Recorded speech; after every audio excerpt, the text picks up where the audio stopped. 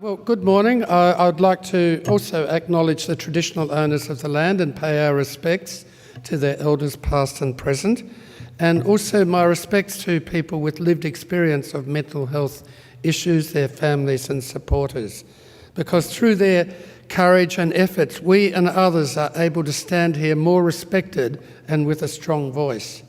I'd like to personally welcome our VIPs today, whose personal accounts bring the 2013 report card to life.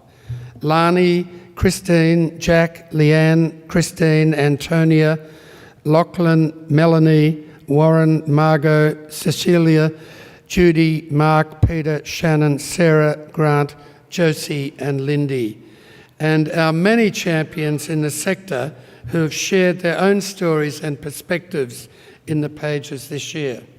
Minister Peter Dutton, Federal Minister for Health and Sport. I hope you don't mind being acknowledged after our VIPs today, and I thank you for making your time to be with us here today. And I'd also like to acknowledge that great supporter of mental health reform, Senator Penny Wright. Now, Minister, it's not my expectation that you'll have all of the answers here today, but in your role as a Cabinet Minister, I know you intend to bring your colleagues with you in your government's commitment to mental health reform. A tremendous thank you also to the Commission's inaugural CEO, Robin Kruk, who retired in July after 30 years of public service. She was instrumental in getting the Commission off the ground. Her networks, reform experience and passion have all been invaluable. Janet Ma is also stepping down as a Commissioner at the end of the year. She's been a mental health consumer activist and advocate for almost 30 years. She's never pulled a punch in telling her Commissioners, that's the rest of us, what she thinks, and ensuring that people are at the core of all we do. She will be sorely missed. Please give Robin and Janet a warm round of applause.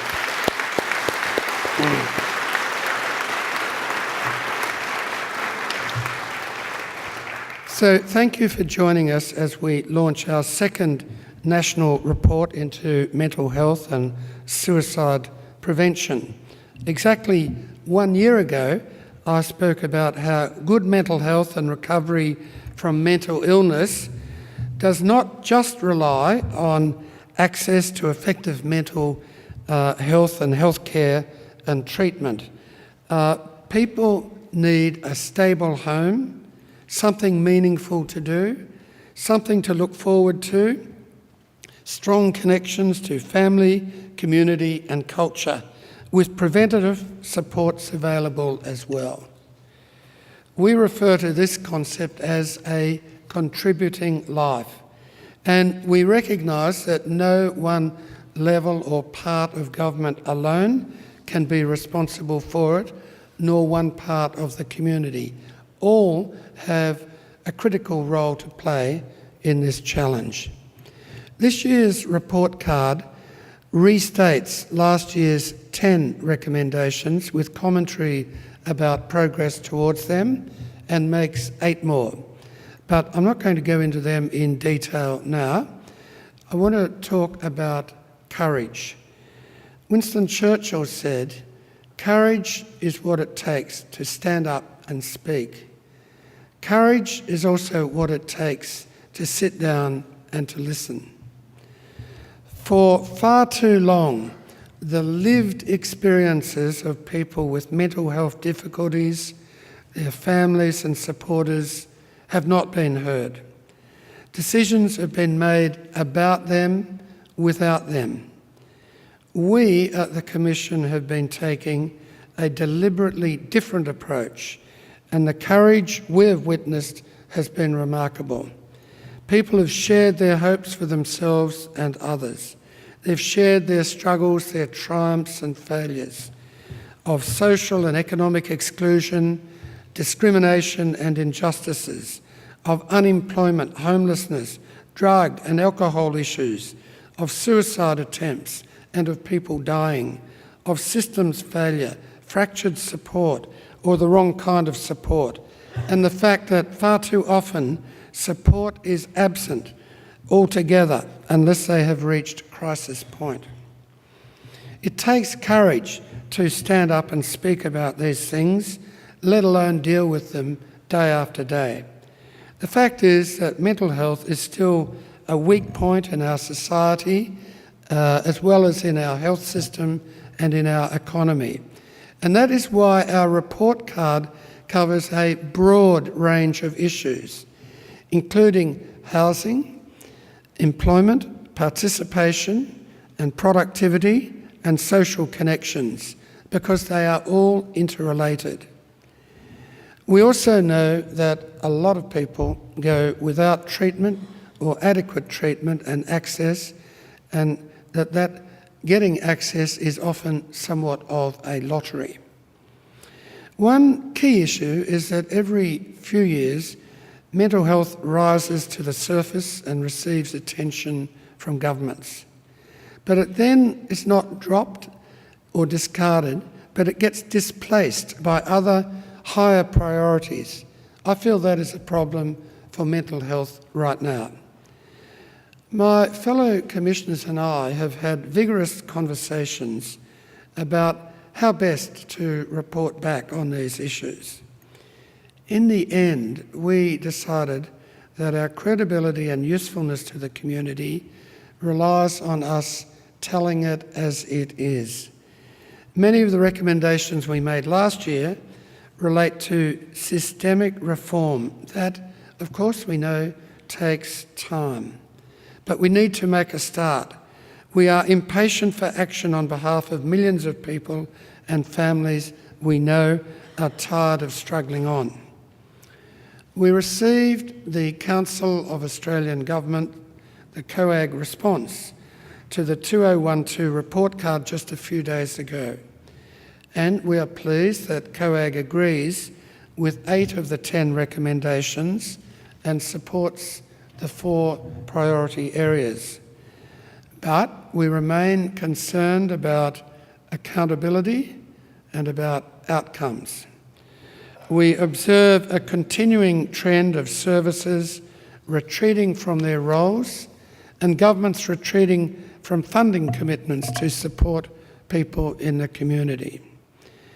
And we still have no public reporting on the number of people who are discharged into homelessness from our mental health services, even though this issue has been a national commitment of all governments since 2008.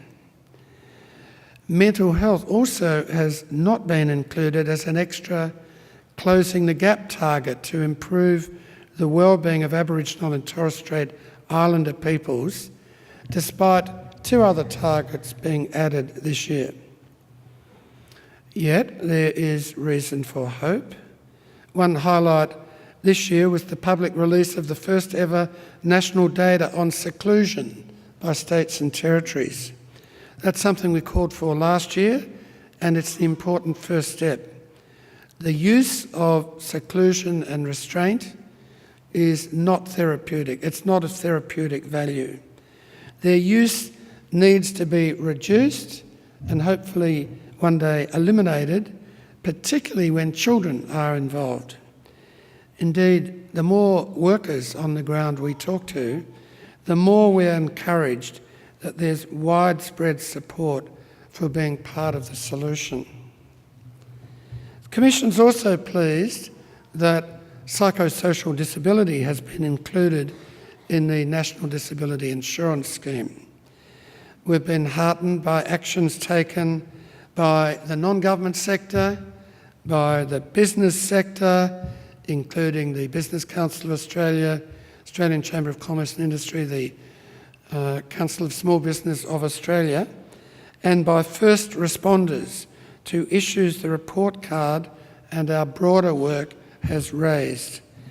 And we, the Commission, continue to be deeply impressed as well by the optimism and resilience of the many communities we've visited all over Australia this year, including in rural and remote areas. This year's report card shines a light on the lives of the most disadvantaged people. It recognises that people with mental illness in prisons and ex-prisoners, young people in juvenile justice systems, and people struggling with mental illness and drug and alcohol difficulties are having an especially tough time. A lack of early intervention cements their disadvantage, while discrimination adds to their exclusion from society. For example, 1 in 7 people with a mental health difficulty also lives with a substance use disorder. Yet estimates show that only 7% of these 340,000 Australians will receive treatment for both problems in some combined fashion. And it's a scandal that the presence of one of those challenges means exclusion from services designed to help the other. We're also concerned about how we as a society criminalise people who live with a mental health difficulty. We believe each stage of the justice system needs significant reform. People with mental illness are overrepresented in our prisons, in the number of police incidents, and in the number of police shootings. In 2012, 38% of all people entering prison reported having been told they have a mental illness. In New South Wales alone, 87% of young people in the juvenile justice system were found to have at least one psychological disorder. Compared to other prisoners, those with poor mental health have more extensive and early imprisonment histories, poorer school attainment, higher unemployment rates, and higher rates of substance abuse. And of course, incarceration makes their mental illness worse and rarely treats their illness appropriately. We can't continue with the present situation where prisons have become our new mental health institutions. The warehousing of people with mental health and drug and alcohol problems is inhumane and makes no economic sense. It costs taxpayers up to $1 million each year for each person with a mental health disorder or cognitive impairment who comes into frequent contact with the justice system. And that's not counting the wasted potential and the impacts on families and communities. So if we could have a better functioning mental health system, I believe we would save huge amounts on spending on prisons and the justice system, and the same with hospitals. We send huge numbers of people to hospitals, which are very costly because of more basic deficiencies in how we handle mental health in the community. So there is quite a significant economic agenda to look at. Early intervention and the need to invest in children and families and across people's lifespans is another theme that runs through the report card. Right now, only 25% of young people, 15% of boys and young men with mental health problems receive treatment of any kind. Meanwhile, 44 Australians on average take their own lives each week. And tragically, Aboriginal and Torres Strait Islander peoples are 2 times more likely to die by suicide than non-Indigenous people. Our work has shown that there is a cycle of vulnerability that crosses generations, and vulnerability and mental health are intricately weaved together. Our current system is not designed with the needs of people and families at their core. And these, as I've said, are needs that are far wider than just health services. We're therefore pleased that the Commission has been asked by the new government to conduct an independent review and to make recommendations for change. We look forward to receiving the terms of reference and getting on with the job. In closing today, the Commission believes that true reform requires courage. Courage will be needed to avoid just tinkering with a disjointed collection of linear services, systems and responsibilities that have long been shown not to produce the outcomes people and families want and need. Courage will be needed to finally sign up to national outcome targets and indicators to drive change. And courage will be needed for our sector to unite behind a way for reform rather than continuing to snipe and undermine one another.